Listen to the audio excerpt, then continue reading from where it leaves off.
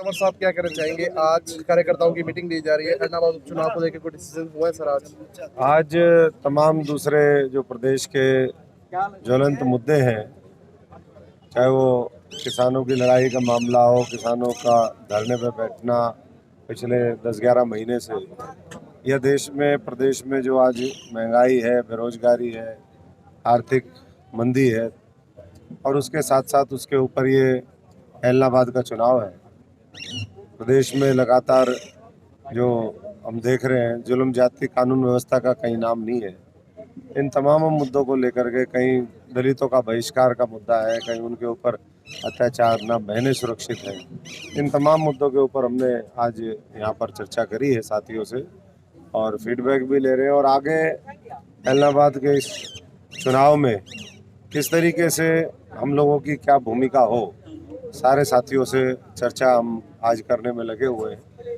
और जो इसका निष्कर्ष निकल कर के आएगा, फील्ड में जा कर के, एलनाबाद में गाँव में जा कर के, उसके आधार पर हमारे सारे साथी मिल कर के फैसला लेंगे। आपको कैंडिडेट खड़ा करना चाहिए था यहाँ अपने मोर्चे की तरफ से? नहीं, हमारा मोर्चा है, ये पार्टी तो है नहीं अभी। अच्छा, तो जहाँ पार्टी ना हो, पार्टियाँ तो हमने बहुत देख ली, हमने 6-7 चुनाव लड़े और लड़वाए यहाँ। अब चुनाव में तो मैं इतना ही कह सकता हूँ कि आज देश को, प्रदेश को अच्छे लीडर्स की ज़रूरत है, अच्छी सोच की ज़रूरत है, जो संकीर्ण विचारधाराओं से ऊपर उठ करके इस देश को बचाने में, आम जनता को बचाने में अहम भूमिका निभा सके, ना कि केवल वोट ले और उसके बाद उनको छोड़ करके और उनका तिरस्कार करे। अमर जी, लोगों से मिलकर क्या कोई विशेष कैंडिडेट का समर्थन किया जाएगा? नहीं, विशेष तो कहीं ना कहीं सारी चीज़ें निकल करके जब आएंगी उसके बाद ही फैसला होगा।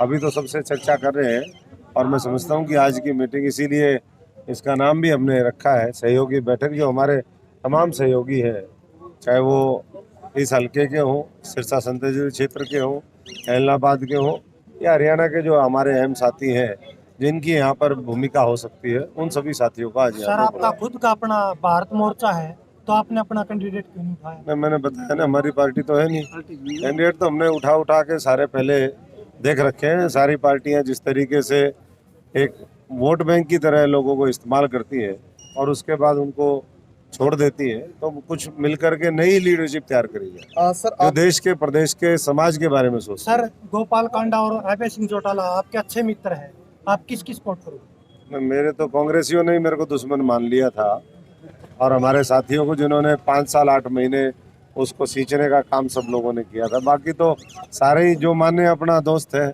बाकी तो भविष्य में पता चलेगा कि जो लोगों का दोस्त है वही हमारा दोस्त है। तो लोगों का क्या रुझान है, लोगों की क्या बात निकल करके आती है, उसके बाद तंवर जी, कांग्रेस के चुनाव को किस प्रकार देख रहे हैं? क्या कांग्रेस मिलकर लड़ेगी चुनाव? अभी आपने साथियों ने कहा नहीं, यहाँ अभी आपने वक्तव्य सुना होगा कि कांग्रेस को कांग्रेस ही हरा रही थी, हमारे टाइम में भी हरा रही थी, वो आज भी हराएगी और वो बाज नहीं आएगी।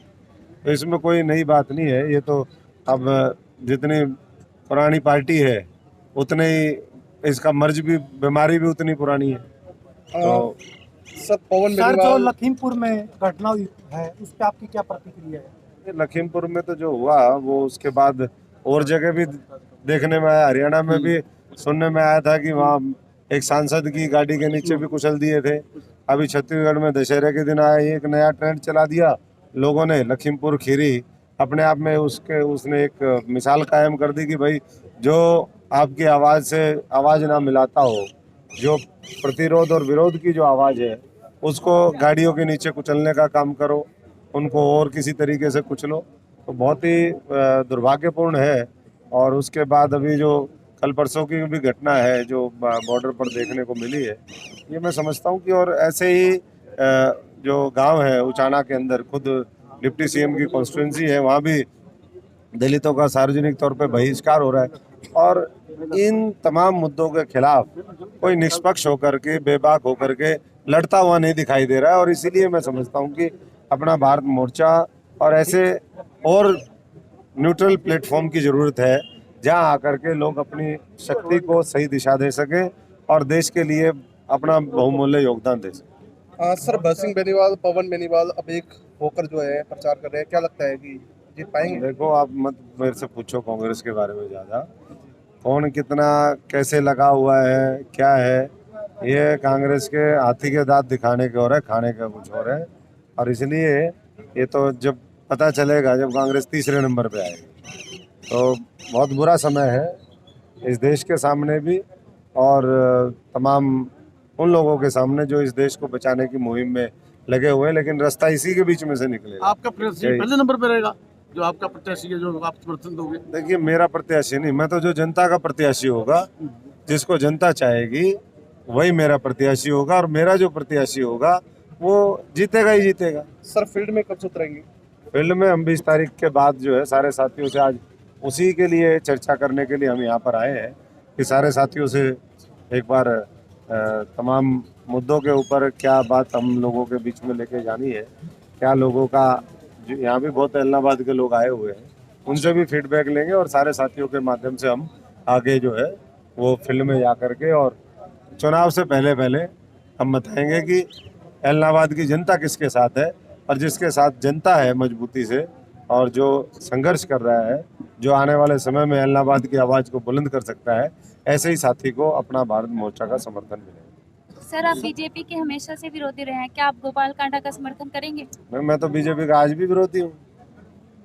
पिछले 6 साल बीजेपी और तमाम जो ये दूसरे लोग हैं, इनके खिलाफ लड़ाई हमने लड़ी थी, और तो कोई लड़ी नहीं रहा था हरियाणा के अंदर। ये तो नए नए अभी लोग बाहर निकल करके आए।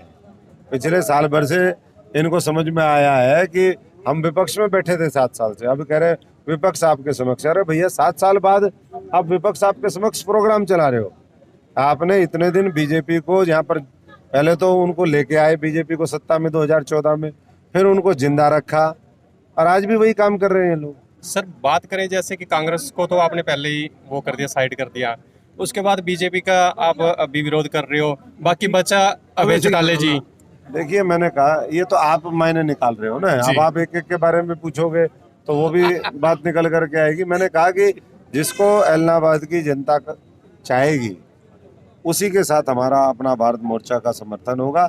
ये अपना भारत मोर्चा जनता के लिए, जनता के द्वारा और जनता के द्वारा तैयार किया गया मोर्चा है, ये किसी और का नहीं है।